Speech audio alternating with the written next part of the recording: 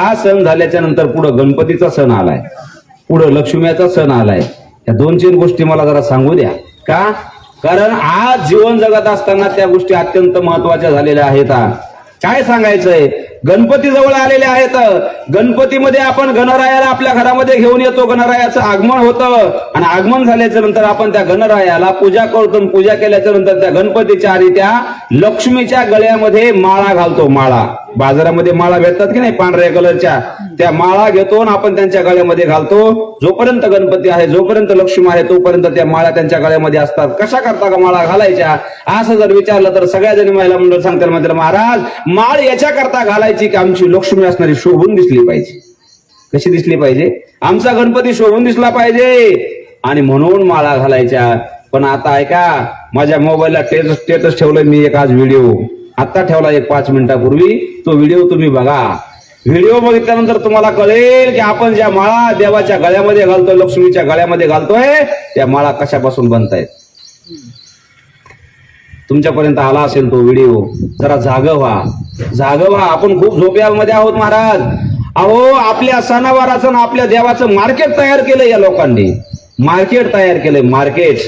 आपण देवाची पूजा करतोय आणि ज्यानं पूजा करायची त्यांनी त्याचं मार्केट तयार केलंय. बरोबर आहे की नाही? म्हणून आपण जरा सावध व्हा. आपल्या देवाला गरज नाही पांढऱ्या माळीची, आपल्या देवाला गरज नाही सुशोभित करण्याची, आपल्या देवाला गरज नाही बाहेरच्या पदार्थाची. आपल्या देवाला गरज आहे फक्त भावाची आणि श्रद्धेची. सांगत होतो त्या माळीचं. बरोबर आहे की नाही? मी आता हे फेसबुक लाईव्ह केलंय मुद्दाम. जेवढे लोक फेसबुक लाईव्हला ऐकत असतील किंवा इथून पुढे ऐकतील त्याला सगळ्यांना सूचना आहे माझी की आपल्या घरामधल्या गणपतीला पांढऱ्या प्रकारच्या ज्या माळा आहेत, कुठल्याच माळा गळ्यामध्ये गणपतीच्या घालू नका. जर घालायच्या असतील तर फुलाची माळ गळ्यामध्ये घाला, ताज्या फुलाची माळ गळ्यामध्ये घाला.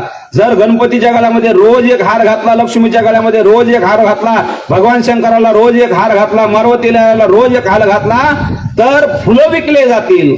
आणि फुलं विकले जातील, जे फुलं शेतकऱ्याच्या शेतामधून येतील त्या फुलाला सुद्धा भाव मिळाल्याशिवाय राहणार नाही आणि शेतकरी सुखी झाल्याशिवाय राहणार नाही. म्हणून हे जे असे डागडुगी करून तयार केलेले ज्या माळा आहेत, असल्या माळा देवाच्या गळ्यामध्ये घालू नका. आता त्या माळेचं वर्णन करायचं राहिले. मुद्दा मी सांगणार आहे, ऐका. ती माळ कशाची आहे तर आपण जी पांढरी माळ देवाच्या गळ्यामध्ये घालतोय त्या माळीच्या जे मणी आहेत ते हाडकापासून तयार केलेत.